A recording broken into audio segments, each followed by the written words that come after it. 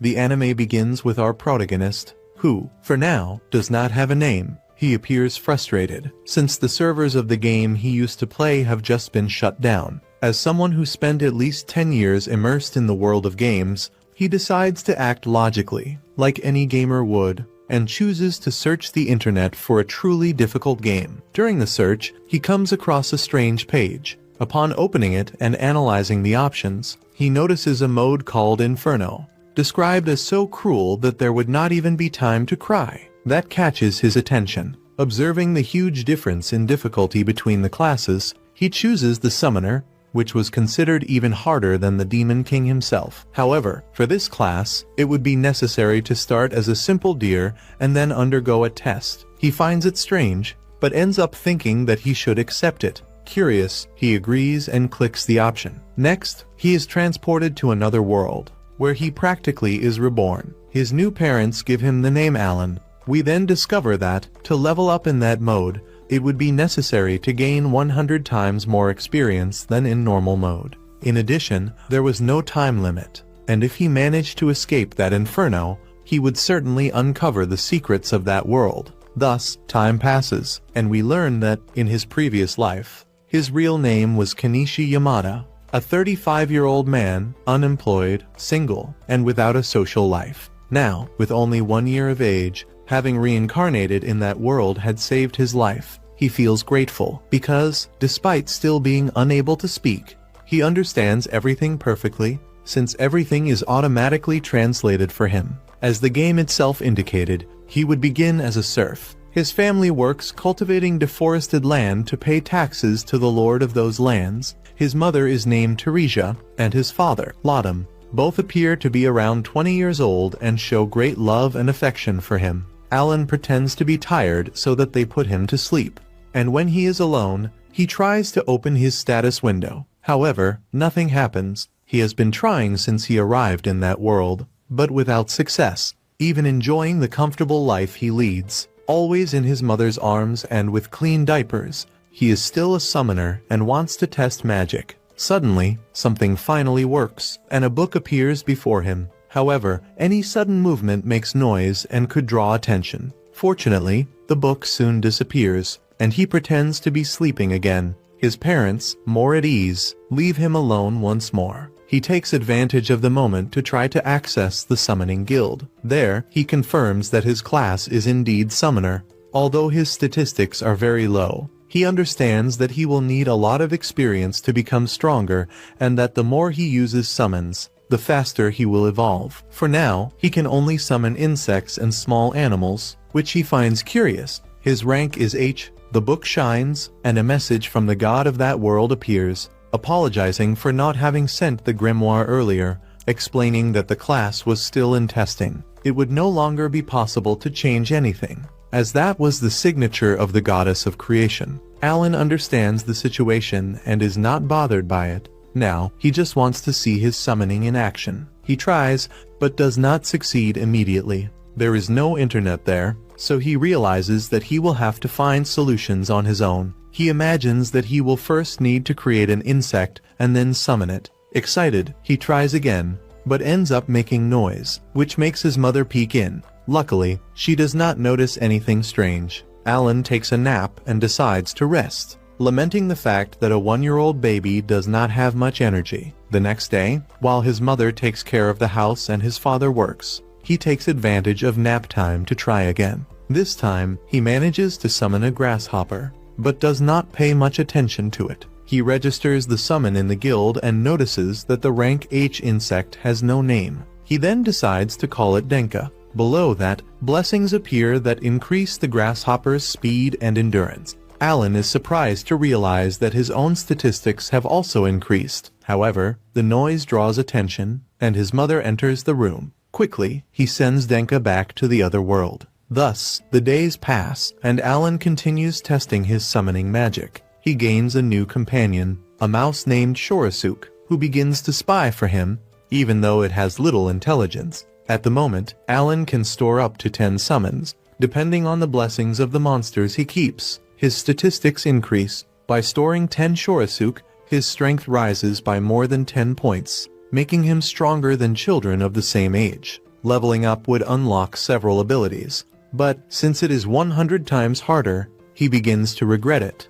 thinking that he may never be able to finish it. At that moment, his father arrives home, and Teresia is startled to see him looking like that. Even as he asks them not to worry, he explains that he hunted a boar. He asks if Alan wants to see it, and the boy responds excitedly, since he wants to see the first monster of that world. As they walk to the location, Laughton points to migratory birds heading north, explaining that they announce autumn. He says that Alan's name was inspired by those monsters, which can go anywhere, flying freely to the ends of the world. He comments, laughing, that the mother got angry because he chose a name inspired by monsters. When they arrive with the boar, Alan is impressed by its size. Gelda announces that the hero of the day has arrived, and Laughton asks her not to exaggerate, introducing Alan to her son, who is surprised to see him talking at only 1-year-old. Alan asks if the boar was strong, and Gelda explains that it took 20 people to defeat it, since it was a rank C monster. 10 months pass, and Alan finally reaches level 2 as a summoner. Now, he can create rank G summons and even synthesize them. His storage space increases, and he gains a kind of memo where he keeps information and thoughts. Excited, he wants to try synthesis, but since he still does not have enough mana, he decides to eat, recover energy, and then test it quickly. Even so, he continues completely without mana. Still, Alan does not think about giving up. If he cannot perform monster synthesis, he decides to try creating a rank G1, but fails again for the same reason: lack of mana. With no other alternatives at that moment, the only option left is to go to sleep. Time continues to pass, and now at 3 years of age, Alan still remains at level 2 of creation. Up to that point, he has managed to use synthesis only about 20 times. In one of these attempts, he mixes monsters and ends up creating a new rank G bird, with varied geographical distribution, which receives the name Chatpi. This creature has the ability to imitate sounds, which can be extremely useful to confuse enemies through voice. Next, he removes from storage Pianta, a frog with the ability to provoke opponents, functioning as an excellent lure. After that, he calls Mogusuk, a mole capable of digging tunnels, something very useful for traps and escapes. Alan becomes excited, because rank G summons are truly effective, and whoever masters the statistics of their summons can almost evolve on their own. Even so, when he ends up falling into one of Mogusuk's tunnels, he laments, realizing that he still has a long way to go before being able to face real monsters. At that moment, he remembers that it is already 3 in the afternoon, and that Kirina should arrive at any instant. And, as expected, she appears right after, calling him to play. Kirina is the neighbor's daughter and the same girl who usually beats him up while they play knights. Alan wonders where so much strength comes from, until he remembers the bonuses received because of his summons. Some time later, we discover that Teresia is pregnant again. She asks Kirina to return home quickly, because it was getting late. The girl obeys, says goodbye, while Alan is left sprawled on the ground, completely exhausted. Shortly after, during dinner, Alan tells his father that he intends to help him. Since his mother's belly is getting bigger and bigger, his parents are surprised by that. Alan realizes that, even without using summons, his strength is already approaching that of an adult. Still, they reply that it is best for him to continue playing with Kirina, since he is still just a child, and that the day will come when he will need to help in the fields. Alan agrees, acknowledging that they are right. Since it is almost impossible to remove the serf status, he feels that he spoke prematurely and decides to keep playing for now. The parents then ask why he has been spending so much time throwing red cards against a tree. Alan answers that he had already explained before. If monsters appear near the house, he wants to be able to protect his mother. His father is moved upon hearing this, although, in truth, Alan was only testing whether he could unlock other abilities. At that point, Laughton comments that he is looking forward to the evaluation ritual, which happens when children turn 5 years old. The moment when the god of that world evaluates what gifts they possess and whether they are considered valuable. Depending on the gift, it might even be possible to escape life in the fields. Time passes once again, and when winter arrives, Alan thinks about returning to train his summons. However, Kirina appears and drags him to train with the sword, or rather, to get beaten again. His father arrives and mocks the situation. Then, his mother is startled upon seeing Denka, and ends up falling to the ground. Alan acts quickly and hides the summon, but soon realizes that labor has begun. He helps by heating the water and warns his father, who becomes confused with everything happening at the same time. Fortunately, Matilda, Kirina's mother, arrives along with Gelda and her daughter. Matilda warns that the men need to leave and are expelled from the house. She takes control of the childbirth, and, at dawn, everyone wakes up to the baby's crying. Upon entering the room, Teresia tells Laudum that it is a boy. When they ask what name he wants to give the child, he chooses Masu. Teresia likes the name, but asks if he was also inspired by some monster. Laudum stands up angrily, but, to his surprise, Teresia simply laughs. Meanwhile, Alan wonders why he reincarnated in that world. He really wanted an extremely difficult game, something that demanded all his strength. His previous life was empty.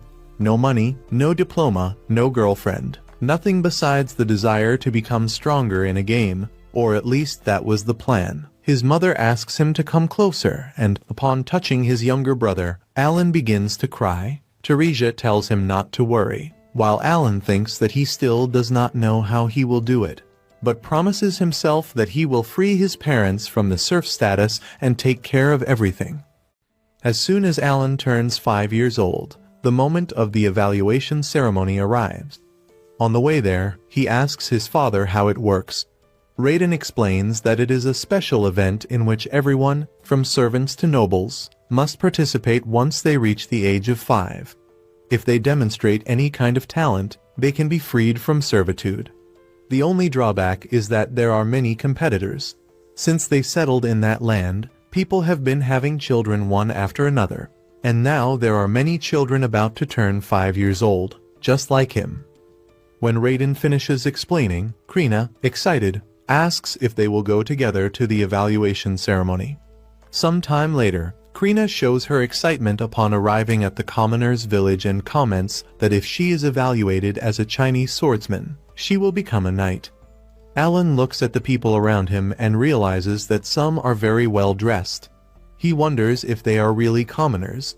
Even so, it is surprising to see everyone participating in the ceremony at the same time. It is evident that some children are dressed better than others, something even a child can notice. As they walk, some people make comments about Alan's appearance, saying that he must be a servant because of his dark hair and eyes. Finally, 3 priests come out of the church before the ceremony begins and declare that me, the god of creation, blesses everyone equally with great opportunities. The country has already seen heroes whose lineage can be traced back to servitude. As examples, they mention Classy's Santa, who was born a commoner, and Durf, the Lord of the Sword, who also had humble origins. Alan remembers that, in the game, classes such as Hero or Lord of the Sword could only be obtained by people from lower social classes. That seemed to be just a game setting, but it clearly applied to that world. This explains why everyone, from the top to the bottom, needs to go through the ceremony. Everyone enters the evaluation site and observes the statues of the gods worshipped in that world. Alan recognizes the central statue as me, the god of creation, the same entity who sent him the letter. When the ceremony begins, the priests announce that they will start with the village chief's son, Boji Palomas. They ask him to place his hand on the crystal ball and explain that any talent or attribute will be recorded on the metal plate behind him. The boy follows the instructions, and as soon as he touches the crystal ball, his statistics appear on the plate. Alan realizes that it is very similar to the status screen of his grimoire. The boy shows talent as a merchant, which makes his father extremely happy. He hugs him proudly and even cries with emotion. Alan realizes that having any talent at all is already a reason for celebration. The information is displayed with rankings instead of numbers, and Alan confirms this by checking his grimoire, satisfied to know that no one besides him can see it. As the ceremony continues, Alan learns that not everyone has talent, which makes it even more valuable to obtain one. Next, a boy named Doroga steps forward and reveals talent as an axe user. Alan is surprised, as it is the first A-rank talent to appear. This indicates that it is possible to reach high positions without belonging to the nobility. When almost everyone has already been evaluated, it is Krina's turn. She runs excitedly toward the crystal ball, curious to discover her talent. As soon as she touches the object, it begins to shine intensely, leaving everyone speechless. Those present are shocked as they witness the miracle. Krina possesses the talent of Lord of the Sword, one of the rarest and most powerful that exist. The guard proudly announces that his daughter has obtained the best possible talent. However, Krina feels a little disappointed, because she wanted to be a Chinese swordsman. For Alan, however, this is no surprise, since that talent explains just how absurdly strong she is. Finally, it is Alan's turn. His parents wait anxiously to discover what his talent is. When he places his hand on the crystal ball, the glow is even more intense than before. Raiden immediately approaches to check if everything is alright, and Alan comments that Krina had already caused something even more impressive. When they try to read the plate, Raiden explains to the priest that they cannot read and asks him to inform them of Alan's talent. The priest agrees, but all the excitement disappears when he states that Alan has no talent at all. For a moment, Alan almost panics, but soon realizes that something is wrong. He carefully observes the metal plate and notices that, in the space where the talent should appear, there is only a writing error. This irritates him, because it is clearly a bug. He even ends up blaming the god of creation, thinking that he should learn to balance the game better, since now no one will know that he is a summoner. Even so, Raiden takes Alan back home, where his mother is waiting. During dinner, his father says that talent is not everything, and that, regardless of that, Alan will always be his pride. Teresa agrees, and Alan realizes that, despite being very poor and not even having a bathtub, he is happy to have been born into that family. At night, Alan consults his grimoire and realizes that all of his attributes are extremely high. He understands, then, at least one thing: he is the only one in that world who is playing on Hell mode. All the children at the ceremony were 5 years old, which means they should be at the same level. However, the ranking system likely reflects the expected growth at each level. That would explain why everyone has E-rank attributes, while progress in Hell mode amounts to only 1/100th of the normal rate. Considering these intervals, the displayed values represent only a fraction of the real ones, making ordinary people much weaker than they appear. He was pulling his hair out or yanking it, imagining this somewhere far above. But reality came crashing down to put an end to mediocre games in his place. Now, his time would be spent proving that hardcore mode is amazing. He is 30 years old, so it is normal to think that way. Even so, that strange detail in the evaluation ceremony was clearly an error, and the developers would need to fix it. Because of that, he would certainly complain and drown them in a sea of letters. After all, they could not underestimate a player who had no life. Time passes, and one day Alan notices that his father is behaving in a strange way. That, by itself, would not be so unusual, but this time it was different, more worrying. It was not just his usual odd behavior, but something abnormal even for him. His mother comments that he had been like that ever since he arrived home late the previous night. Shortly afterward, they go to Gerda's house to celebrate the fact that Krina is now a Lady of the Sword. Upon arriving there, Krina excitedly tells Alan that the talent of Lord of the Sword is even better than that of Chinese sword, so now she will become even stronger. Alan pretends to be surprised, saying that he cannot believe it, even though he already knew. He comments that, even before that, she already defeated him effortlessly, because she was just that strong. Matilda mentions that the village chief stopped by and left a bottle of alcohol to celebrate, allowing them to open it. However, Rodden maintains a resentful attitude as he congratulates them, saying that they can enjoy the alcohol. Gerda responds in the same way, stating that in that house the guests drink first. Alan begins to wonder if his father feels jealous of Krina's talent, but soon dismisses that idea, since Rodden is not like that. There must be another reason. Rodden tries to serve the first cup, but Gerda says that she will not drink anything if he keeps that bitter expression. She asks him to stop ruining the mood.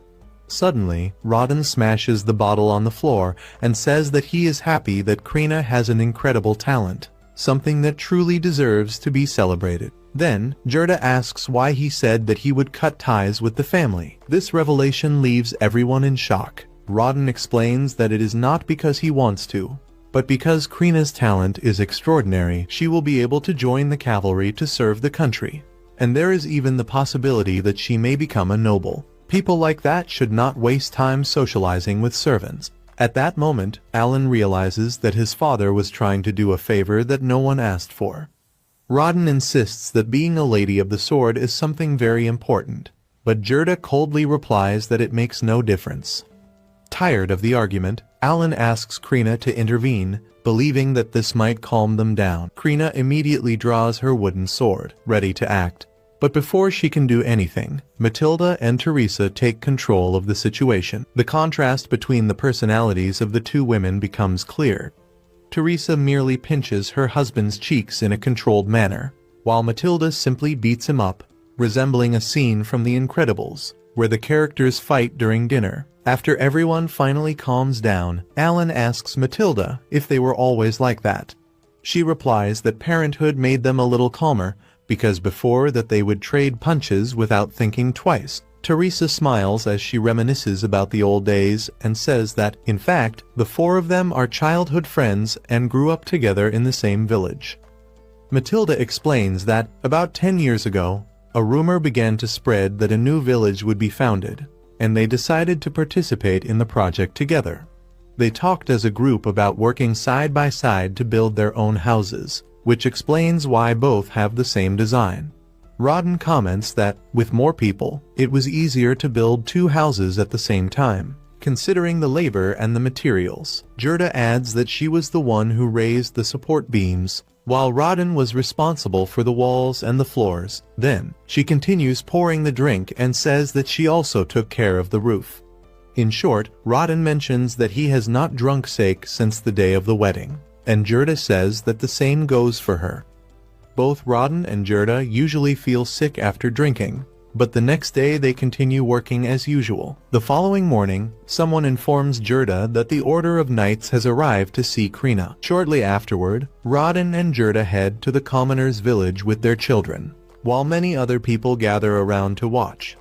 Alan comments that it seems the news that Krina is a lady of the sword has already spread. Suddenly, Daroga approaches Krina and Alan. Alan recognizes him as the boy from the evaluation ceremony. He is already displaying his talent as an axe user, holding a large haft.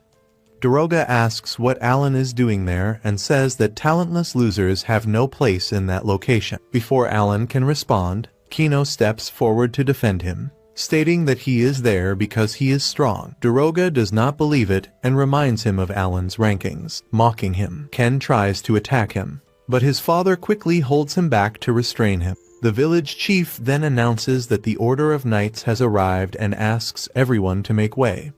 Everyone recognizes the captain, a master swordsman named Zenoff. Krina becomes extremely excited to finally see real knights. 3 years have passed since she and Alan used to play at being knights, and now she sees them for real. Krina enthusiastically introduces herself to the captain. Alan asks if she will now leave the village to become a knight. Gerda quickly explains to Zenoff that her daughter is only 5 years old and has never wielded a real sword, so she would have no chance at all. Zenoff does not see that as a problem, because in the end, she is still a lady of the sword. The only problem would be if everything were a lie to deceive the man named Grainel. Gerda nervously denies it, and then Zenoff turns to the vice captain, allowing no protest. The captain realizes that something is wrong, and Zenoff warns them that falsifying the results of the evaluation ceremony is punishable by death.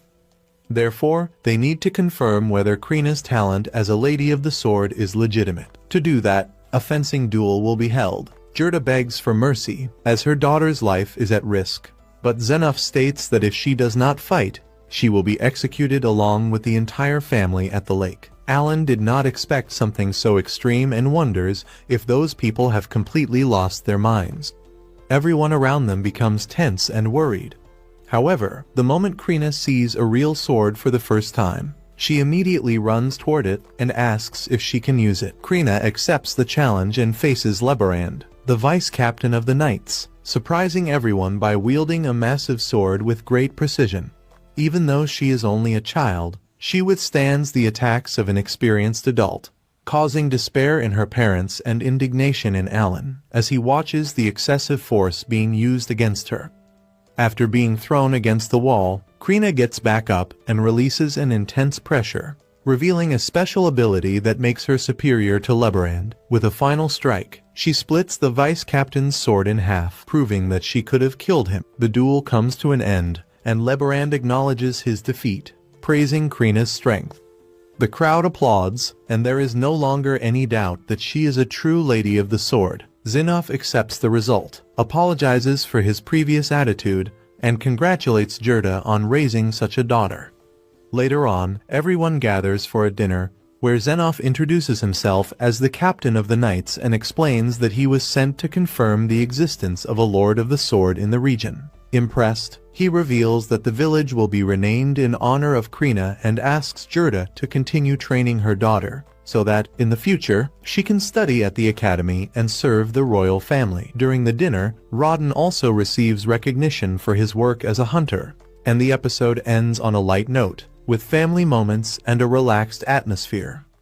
Sometime later, Alan celebrates the fact that, thanks to recent events, he has finally managed to improve his summoning skill. He immediately opens the grimoire and, upon checking the statistics, realizes that he now possesses the enhanced version of the skill, which means that his summons can become more powerful. In addition, F-rank creatures have been unlocked, something he already expected, although he still needs to work with them to obtain new ones, just as he did with Chappie. Alan becomes excited to discover what the next unlocked type will be and truly hopes that it will be something intimidating, such as a dragon. To make things even better, his card stock increased from 20 to 30, which means that he will be able to receive 1.5 times more additional enhancements. A full 2 years have passed since the last time his summoning skill leveled up, so he knows that he will still have to experience many things from now on. At night, Alan offers to wash the dishes, since Teresa is expecting another baby. In this marriage, they do not waste time, and he knows that his wife needs to rest. In truth, Alan also just wants to finish his chores quickly so he can test his new ability. Mash asks his mother if they will have another little sibling, but his father explains that it could be either a brother or a sister. Teresa comments that the kicks are very gentle, which gives her the feeling that, this time, it will be a girl. Rodden says that he already needs to start thinking about names, but Teresa reminds him that he promised she would have the right to choose the girls' names. While Teresa tries to think of a name, Alan notices that his magic points are being replenished again. He checks his glyph and sees a message from me, the goddess of creation. By accident, he ends up reading the name out loud, which surprises his parents. Rodden immediately scolds him, warning that he should not take the Lord's name in vain. Teresa comments that Alan has been acting strangely all day. Alan quickly tries to cover it up, pretending ignorance, and blames the unfortunate timing and the developers for what happened. He then completely changes the subject and comments to his father that the scar on his arm is visible again. Rodden then explains that this happened because he overcame a test from the gods during the boar hunt that day. It is a special moment that occurs occasionally, usually when someone gets married, and it causes a sudden wave of energy that heals all wounds and removes fatigue. Alan pretends not to know anything, but looks excited, assuming that this is simply how it works. That is how the act of leveling up is described in that world. Rodden is a seasoned veteran in boar hunts, and even though Alan cannot see his statistics, he bets that his father must have a very high level. Despite his summoning skill having increased, Alan remains only at level 1 and has never defeated monsters beyond the weakest ones. In addition, servants cannot leave the village without permission, and the only exception is their own home.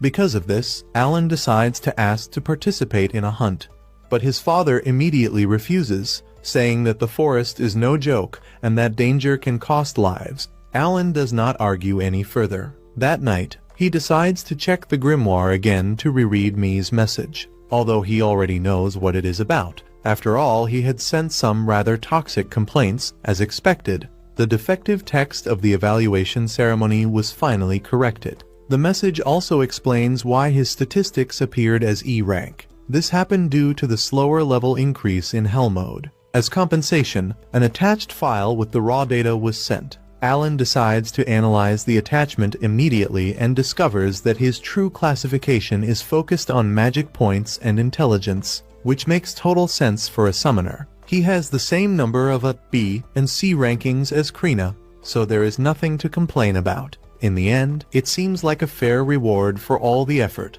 Without wasting any more time, Alan decides to test the enhancements. He starts by improving Denka, and the skill immediately increases the creature's own statistics. Exactly as he suspected, the enhancements do not affect Alan's personal attributes, only those of the summoned creatures. To confirm this, Alan summons Denk. His appearance remains the same, although he is now clearly stronger. This shows that being a summoner is a great advantage. It is not just about summoning large and terrifying monsters, but about strategically enhancing the ones you already have. Alan is quite enthusiastic, but suddenly Teresa enters the room and panics when she sees Denka. Before Alan can stop her, his mother steps on the creature without hesitation. He begins to experiment with all possible fusion combinations, but realizes that he still has not unlocked a new type. The only remaining possibility is to fuse an F-class insect with an AB-ranked creature, also of F-class. When experimenting with fusions, he manages to create a new type of creature, a grass card, class F. Despite the initial disappointment, Alan realizes that it grants an increase in magic points. When he summons it, an apple with arms and legs appears, called a Po, whose aroma ability causes a plant to sprout that releases a pleasant smell. Later, Alan discovers that this aroma reduces the recovery time of his magic points, increasing his daily efficiency. Training with Krina, Alan loses as always, but she notices that he has become stronger. When consulting the grimoire, he confirms that his swordsmanship mastery has increased. Even so, he feels frustrated for not being able to evolve certain skills, insisting on repetitive training while trying to balance responsibilities with his family. At night, Rodden takes a long time to return and is soon brought back seriously injured after a boar hunt. He survives thanks to a rare herb and the gold coins received as compensation from the captain of the knights. Gerda explains that the accident occurred because unprepared commoners panicked, forcing Rodden to save them. Despite the severity, Rodden recovers and shows greatness by forgiving the one responsible. Feeling useless, Alan decides to stop pretending weakness and act to protect his family, fully investing in physical strength. Inspired by his parents, he tries to secure food for the winter using his summoner abilities, but ends up attracting a dangerous Albajaran, a rank B monster. Even with his evolved ability, Alan is defeated along with his summons and realizes the great disadvantage of losing the bonuses when summoning them. Fearing that this might be his end, closing episode 3. When he hits the ground, the protagonist understands that he needs to think quickly to get out of that complicated situation as soon as possible. Without wasting time, he decides to summon one of his monsters to assist him. By grabbing the creature by the neck, he realizes that he had never put this ability into practice before, but he notices that it works very well to drain energy. Observing more closely, he sees that the beast is already visibly weakened, the result of the great consumption of summoning power during the fight. Even so, this would not be a problem if he could just immobilize the creature that was in front of him. Then, he summons all of his remaining monsters to attack together, and, with a decisive blow, he finally manages to defeat the monster before him. When he looks at the book, he realizes that he received plus 100 experience. Soon after, he begins to celebrate, because he had defeated his first monster. This achievement leaves him extremely excited. Upon returning home, he takes with him the monster he has just defeated. Everyone begins to wonder how he managed to defeat an Albanes. The boy's mother asks how he was able to defeat that creature. He replies that it is a long story and that everything happened suddenly. The people around him become curious, trying to understand whether that was true. The boy's friend becomes very happy when she realizes that he is getting stronger and stronger. One of the men notices a wound on his cheek and asks if he was injured anywhere else. The boy replies that the bleeding had already stopped, so there was no reason for concern at that moment. The man asks if he brought down the beast using stones and a sword. Alan answers that yes. The old man, however, is surprised when he notices several marks that resemble wolf attacks.